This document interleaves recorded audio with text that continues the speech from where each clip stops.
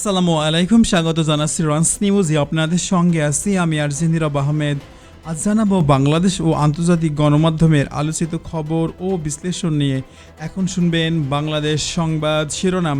সিলেটের গোয়াইনঘাট উপজেলার সোনারহাট সীমান্ত এলাকায় ভারতীয় সীমান্তরক্ষী বাহিনী বিএসএফের গুলির জবাবে পাল্টা ফায়ার করেছে বর্ডার গার্ড বাংলাদেশ।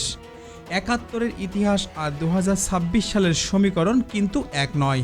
ভারতের সীমান্তরক্ষী বাহিনী বিএসএফ হয়তো ভেবেছিল আগের মতোই গুলি চালিয়ে পার পেয়ে যাবে, কিন্তু সোমবার বিকেলে সিলেটের গোয়াইনঘাট সীমান্তে বিএসএফের আচমকা গুলির জবাবে বিজিপি যখন পাল্টা সীসা ঢালতে শুরু করলো, ওপাশে দাদাগিরির গর্জন মুহূর্তে ঠান্ডা হয়ে গেল।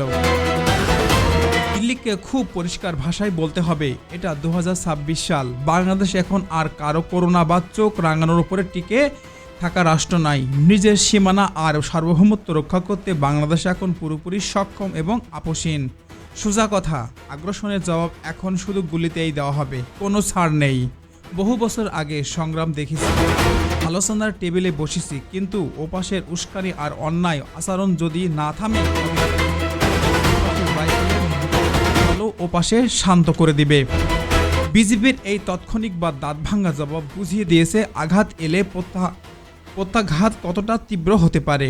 বর্তমানে সোনারহাট সীমান্তে টহল জোরদার করে বিজেপির নওজওয়ানরা ট্রিগারে আঙ্গুল রেখে সর্বোচ্চ সতর্ক করে অবস্থান রয়েছে। আমরা শান্তিকামী, সম্মানের প্রশ্নের সম্মান ক্ষমতার দাপট দেখিয়ে সীমান্ত অশান্ত করতে এলে ২০২৬ সাল বাংলাদেশের জবাবটা হাতের বুঝিয়ে দেব। সার্বভৌমত্ব রক্ষায় কোনো ছাড় নেই, কোনো আপোষ নেই। বিজেপির এই সাহসী পদক্ষেপকে লাল সালাম জানাই। যেখানে ভুয়া সার্টিফিকেট দিয়ে মানুষ ডাক্তার হয়, সেখানে চিকিৎসার চেয়ে প্রতারণার বেশি বিপজ্জনক হয়ে ওঠে। কোটি টাকার প্রশ্ন।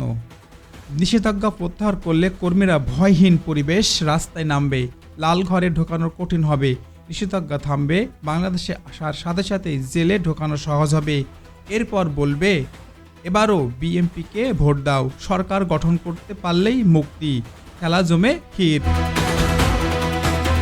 প্রথম আলো দিল্লি স্টারের দেশ থেকে গায়েব, ডক্টর ইউনূসের মিডিয়ার বিরুদ্ধে বিস্ফোরণ অভিযোগ। বিএনপি সহিংসতা থামবে, সংস্কার ডক্টর ইউনূসকে ঘিরে নতুন রাজনৈতিক ঝড় তুঙ্গে। হামের টিকা সংকটের দায় বিএনপির, দেশ জুড়ে বিতর্কে তোলপাড়, ইউনূসের উপরে কেন চাপানো হচ্ছে? নাসিরউদ্দিন পাটোয়ারির হুঁশিয়ারি, নির্বাচন কমিশন কি চাপে আছে? জনগণকে ধোঁকা দিলে পরিণত ভয়াবহ হবে। পাটোয়ারির বক্তব্য উত্তপ্ত রাজনীতি। মেয়াদোত্তীর্ণ মেয়রকে নিয়ে বিস্ফোরণ মন্তব্য। চট্টগ্রামের জুলাইগ্রাফি মুছে ফেলে উত্তেজনা সৃষ্টি করেছে। নির্বাচন ছাড়াই মেয়র পদ বহাল। চট্টগ্রাম সিটি কর্পোরেশন নিয়ে প্রশ্ন উঠেছে। গ্রাফিতে আঁকতে গিয়ে হামলার শিকার শিক্ষার্থীরা। চট্টগ্রাম উত্তপ্ত পরিস্থিতি। নারী শিক্ষার্থী হেনস্থার অভিযোগে ক্ষোভ। মেয়র শাহাদতের বিরুদ্ধে তীব্র সমালোচনা তৈরি হয়েছে, তার হাত থেকেই গ্রাফি তৈরি করা হয়েছে। শিক্ষার্থীদের উপরে হামলা আর নয়। এনসিপি জুলাই সনদ না মেনে বিএনপি গণভোট ইস্যুতে নতুন রাজনৈতিক বিতর্ক তৈরি করেছে। জুলাই শহীদদের স্মৃতি স্নেহ কেন মুছে ফেলা হচ্ছে? কেন কি বড় রাজনৈতিক পরিবর্তন লক্ষ্য করা যাচ্ছে? রাষ্ট্র ষড়যন্ত্র দখলের রাজনীতি চলছে। বিএনপিকে ঘিরে বিস্ফোরণ অভিযোগ। ৭১-এর পরবর্তী শাসনামলে নতুন বিতর্ক। শেখ মুজিবকে ঘিরে তীব্র সমালোচনা তৈরি হয়েছে। দুর্ভিক্ষের সময় জাঁকজমকপূর্ণ বিয়ে ইতিহাসে নিয়ে ফের আলোচনার মুজিব আমল। মেজর জলিলকে কেন গুম করা হয়েছিল? ভারতীয় বাহিনী নিয়ে পুরানো অভিযোগ নতুন আলোচনা তৈরি করেছে। মুক্তিযুদ্ধের পর লুটপাটের অভিযোগ। ভারতীয় সেনাবাহিনীকে ঘিরে বিস্ফোরণ মন্তব্য। বাংলাদেশের গুমের সংস্কৃতি শুরু ভারতীয় বাহিনীর হাত ধরে, ইতিহাস নিয়ে নতুন বিতর্ক তৈরি হয়েছে।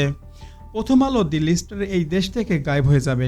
ডক্টর ইউনূসের দেশের সকল মিডিয়া সংঘবদ্ধ অপপ্রচারে চালাচ্ছে। জুলাইয়ের অভ্যুত্থানের পর থেকে বিএনপি একের পর এক সহিংসতা, আন্দোলন, সকল কাজে বাধা আর কথায় কথায় অবরোধ, আর সবকিছু ডক্টর ইউনূসকে সংস্কার এবং দেশের বিভিন্ন উন্নয়নমূলক কাজে পিছিয়ে দিয়েছে, এই কথা বারবার বলছে। এর মধ্যে শিশুদের হামের টিকা সংকটে দায়ও পুরোপুরি নাকি বিএনপির। বিএনপি যতই ধামাচাপা দেওয়ার চেষ্টা করুক না কেন, তাদের এই সমস্ত অপকর্মের দায় এখন সবার কাছে পরিষ্কার। নাসির উদ্দিন পাটোয়ারির কথায় ভয় পেয়েছে নির্বাচন কমিশনার। পাটোয়ারি যেটা বলছে তার জন্য মানসিক প্রস্তুতি নিন। জনগণকে ধোঁকা দিয়ে প্রতারণা করে কেউ রেহাই পায়নি আর পাবেও না। তোমাকেও এই চরম পরিস্থিতি ভোগ করতে হবে। মেয়াদোত্তীর্ণ মেয়র আওয়ামী লীগের ভোট পেতে জুলাই গ্রাফি মুছে দিয়ে বিতর্কের পর এবার চট্টগ্রামের মেয়র নিজেই আঁকলেন জুলাই গ্রাফি। হাসিনা তো শুধু তথাকথিত ইলেকশন দিত, চট্টগ্রামের এই গুন্ডা নির্বাচন ছাড়াই মেয়র পদ দখল করে আছে। মেয়াদ শেষ বহু আগে, কিন্তু চেয়ার না ছাড়াই গুন্ডামি ভণ্ডামি দুনিয়ার মনে করা হয় এটা শুধু বাংলাদেশেই আছে। শাহাদত হোসেন নামের এই গুন্ডা আশ্রয় দিয়ে বিএনপি সরকারকে লাভটা কি? কথায় কথায় সংবিধানের দোহাই দেওয়া বিএনপি কি জানে না সে ইলেকশন ছাড়াই ক্ষমতায় আছে? কেউ মেয়াদ শেষ হলে তার মেয়র থাকে না, অন্তত প্রশাসনিক নিয়োগ দিতে হয়। নাকি বিএনপিও আগামীতে ইলেকশন ছাড়াই আরেকটা মেয়াদ পার করবে এমন প্রস্তুতি নিচ্ছে? আর এই পাল্টাই প্রকল্প চাটগাই গুন্ডা। চট্টগ্রামে সিটি কর্পোরেশন মেয়াদোত্তীর্ণ মেয়র শাহাদাত নিজের সীমানা অতিক্রম করেছে বলেছেন সাধারণ জনগণ। গতকাল রাতে গ্রাফি অঙ্কনকারী শিক্ষার্থীদের উপরে দলীয় ক্যাডারদের দিয়ে হামলা চালানো হয়েছে। আজ মেট্রোপলিটন পুলিশের পক্ষ থেকে গ্রাফি অঙ্কনকারীদের উপরে কঠোর অভিযান চালনা করা হয়েছে। নারী শিক্ষার্থীদের টেনে হেঁচড়ে হেনস্থ করা হয়েছে। নারীদের হেনস্থর বিষয়টি গভীর উদ্বেগজনক। পুলিশ 3 জন সাধারণ শিক্ষার্থীকে গ্রেপ্তার করেছে। আমরা গ্রাফি অঙ্কনকারীদের উপরে পুলিশের হামলার তীব্র নিন্দা জানাই। মেয়াদোত্তীর্ণ মেয়র শাহাদত যেন শিক্ষার্থীদের উপরে আরও কোনো হামলা হয়রানি চেষ্টা না করে এই মর্মে আমরা স্পষ্ট সতর্কতা করে দিচ্ছি। এনসিপির অ্যালায়েন্সের এই এশিয়া দুর্ঘটনার তীব্র নিন্দা জানাচ্ছে। গ্রেপ্তারকৃতদের শর্ত মুক্তির দাবি জানাচ্ছে। বিএনপি সরকার জুলাই গণঅভ্যুত্থানের ফসল। জুলাই সনদ বাস্তবায়ন হলে তারা ফ্যাসিস্ট হয়ে উঠতে পারবে না বলে জুলাই সনদ তারা মানে না, গণভোট মানে না। খুবই সহজ, তারা বুঝতে পেরেছে, আমরাও এটা বুঝলাম। রাষ্ট্রযন্ত্র 72 সংবিধান দোহাই দিয়ে পুরো দেশটাকে গিলে ফেলতে চাই। জুলাই সনদ গণভোটে তাদের বাধা। জুলাই শহীদদের স্মৃতির চিহ্ন তো ফ্যাসিস্ট হতে বাধা হওয়ার কথা নয়, কিন্তু সেগুলো কেন মুছে ফেলা হচ্ছে? এবং নাকি গ্রাম্য ভাষায় বলে সুখে থাকলে নাকি ভূতে কিলাই। 71-এর পরবর্তী মুজিব শাসন আমল পাকিস্তানি শাসন আমলের চাইতে 100 গুণ বেশি ভয়াবহ ছিল। এইসব ইতিহাস আমাদের কাছ থেকে লুকিয়ে রাখা হয়েছে। আমাদেরকে শেখানো হয়েছে শুধু 71 ছিল না। তবে সত্য কথা ধামাচাপা থাকে না। ইতিহাস তার নিজের সত্যের গতিতেই চলে। দেশে যখন দুর্ভিক্ষে হাজার হাজার মানুষ মৃত্যুবরণ করছিল, তখন শেখ মুজিব তার ছেলের বিয়ে দিয়েছিল ধুমধাম করে, কোটি কোটি টাকা খরচ করে। তার রক্ষী বাহিনীর জন্য যখন কেউ কথা বলতে পারত না। মেজর জলিল 9 নম্বর সেক্টরের কমান্ডার ছিলেন।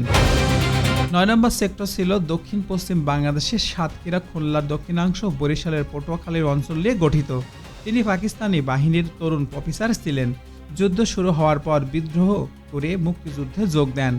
16 ডিসেম্বরের পর তিনি ভারতীয় সেনাবাহিনীর লুটপাটের বিরুদ্ধে প্রতিবাদ করেন। ভারতীয় বাহিনী বাংলাদেশের সামরিক সরঞ্জাম, কারখানার যন্ত্রপাতি, টিনের খাবার এবং কর্পোরেট টিভি, টেপ রেকর্ডার, এমনকি বাথরুমের ফিটিংস ট্রাপের ট্রাঙ্কের উপরে ট্রাক ভরে ভারতে নিয়ে যাচ্ছিল। এই প্রতিবাদের কারণে তাকে গভীর ভারতীয় সেনাবাহিনী গুম করে নিয়ে যায়। পরবর্তী সেনাবাহিনী তাকে অপসারণ করা হয়। বাংলাদেশের গুমের এই কালচার শুরু করে ভারতীয় সেনাবাহিনীরাই। এই যদি বাংলাদেশ এবং ভারতের বন্ধুত্ব হয়, তাহলে বোঝেন কারা বন্ধু কারা শত্রু। পাকিস্তানে আমাদের প্রকৃত বন্ধু, আমাদের চোখে রাঙিয়েছে রেখে দিয়েছিল ভারত। ভারত আমাদের চিরশত্রু এবং চিরশত্রুই থাকবে। তাই সব দ্বিধা ভুলে বন্ধুত্ব বন্ধুই থাকবে। তবে আমাদের যারা চোখ রাঙাবে, চোখ রাঙানোর জবাব চোখ রাঙিয়ে দিতে হবে।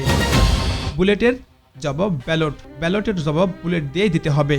তাই আজকে আসুন সবাই সতর্ক হন। দেশ মুক্তির জন্য আপনার একমাত্র কাম্য।